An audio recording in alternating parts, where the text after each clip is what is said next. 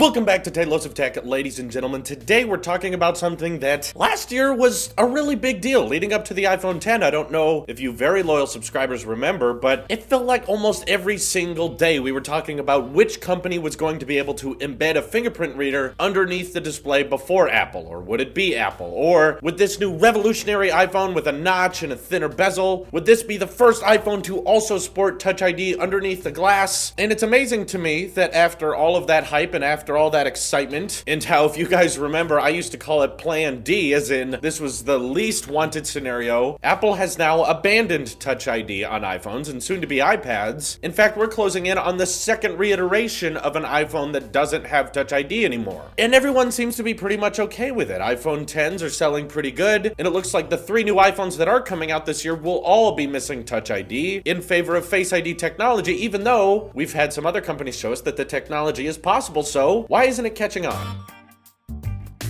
The company that's been pioneering this technology the most is Vivo. They've released a couple phones this year, actually, very early on, around the March, April era, with phones that sport what they call ClearID. This meant that you could do exactly what we all wanted to do all throughout 2017, be able to put our finger on the display, and then a fingerprint reader underneath the OLED technology could read your fingerprint and unlock your phone. So at first, many people were very skeptical about this. Many people were like, that's not going to be reliable, that's not going to work, there's too many problems with it. But I thought Marquez did a very insightful and interesting video on it. He showed that while fingerprint unlocking with ClearID is not necessarily as fast as a typical Touch ID sensor, reliability was pretty good. He was able to scratch up the display and still keep using his fingerprint. He was able to dirty up his fingers a little bit and it would still unlock, and it felt pretty secure overall. It seemed like the compromise earlier on this year was that if you wanted to have ClearID on your smartphone, you had to have a kind of not the top of the line CPU or not the best display on the market, or with the Vivo Nex and the pop-up camera, a whole nother suite of problems between missing stereo speakers, water resistance, things that are very standard on a smartphone and not available for a ton of people to buy. But still, the technology is definitely present. It is no longer a theory or some magical Apple patent that's left on the shelf somewhere. But now the rumors of Touch ID underneath the glass have completely died, even in the Android market. We're looking at the leaks and the rumors for the upcoming Note 9. We even today got some more pictures for the Pixel 3, showing us what the front and back would look like, and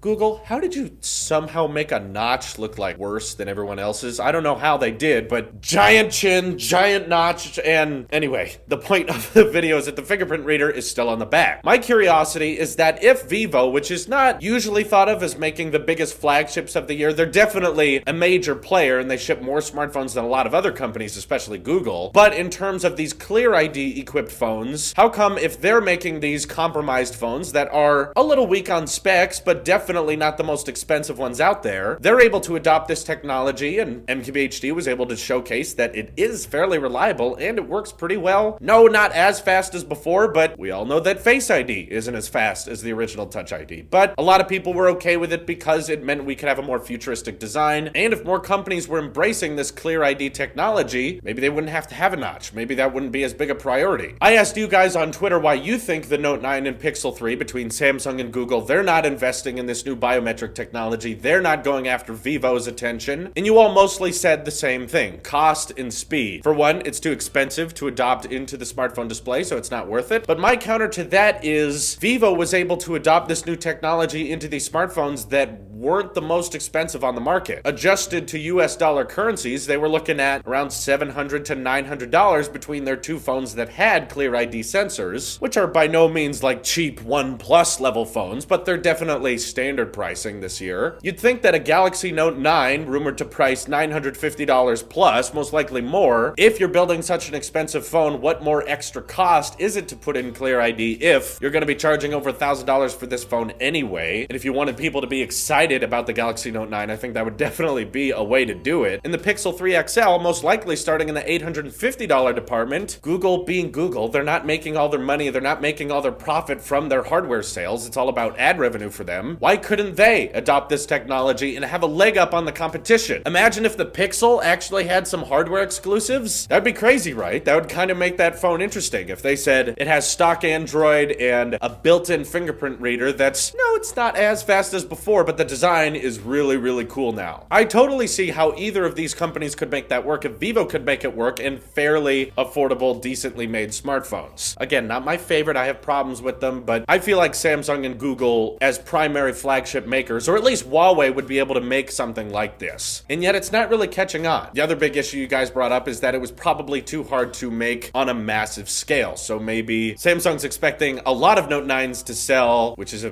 bad idea because there won't. Or Google's expecting that they have to make so many Pixel 3s that embedding a fingerprint reader into each individual one is just going to be too complicated, to which I also say, don't expect the sales to be that great, Google. Regardless, though, I think you may know where I'm going with my theory here. The primary reason Samsung and Google are not buying into it right now, maybe Samsung will in the Galaxy S10, or maybe we'll see it in the Pixel 4 or whatever, but at least right now, even though that technology is theoretically there, and it wouldn't be that difficult for them to adopt it too, maybe make it their own, maybe make it a little bit more reliable, the primary reason they're not going forward with it is because Apple isn't. They're seeing the success of the iPhone X. They're seeing that their competitors are so much more expensive than they are, and yet users all flock to them, quite literally like sheep. And they're okay with buying phones with notches. They're okay with buying phones without headphone jacks. They're okay with the Lightning port, and more importantly, a lot of people are okay with buying a smartphone that does not have Touch ID on it. Granted, I will acknowledge that the iPhone 8 and 8 Plus did outsell the iPhone X for a lot of months this year. Touch ID could have been the reason. I could be wrong about this. This is still conspiracy hat theory type video right now. But especially Google, with the methods they go to make their hardware as close to Apple's as possible a lot of the time, I think they're not betting too hard on Touch ID being underneath the glass because both Samsung and Google are most likely working on how to mimic Face ID, its reliability, its flexibility, and how to make their version of it better. Looks like there's going to be some type of dual camera on the front of the Google Pixel 3 based on these god-ugly notches they have on them. So Google, remember when you said dual camera, no need? What's that? Is that the infrared sensor, or what are we looking at here? Perhaps they're trying to mimic Apple's Face Unlock in some way that's maybe faster, more reliable or something. And I imagine Samsung is definitely hard at work at putting in more dot projectors and a bit more reliability than iris scanning, because as someone who's used iris scanning on multiple different devices, it's very finicky. You have to hold the phone just right at just the right angle. Doesn't work outside as well as Face ID does. Face ID works in the dark really good and at longer distances when you're holding your phone. Doesn't require your eyes to be open all the way. Seriously, one of the most annoying things about my Galaxy S8 was trying to unlock my phone in the morning, so I was tired, my eyes were kind of closed like this, and I turned it on, and it says, open your eyes fully. So it turns on the display brightness to 100%, blinding me because it's dark, and then it says, open your eyes all the way now, and I'm like, ah! So I could totally understand why Samsung may not want to move forward with iris scanning and may want to combine Face Unlock with their infrared technology to make something that clearly is selling really well in Apple's department. And because Apple doesn't see a future in Touch ID, neither do they. They're just kind of following the leader here. But of course, that's just a tech theory of mine. I could be absolutely wrong. Either way, though, I think this is interesting given it was like the main talked about leak of last year. That's all any of us wanted to talk about. Who was gonna get a fingerprint reader underneath the display? Who's gonna do it? Now we all don't care. Now when I tweet about it, you're like,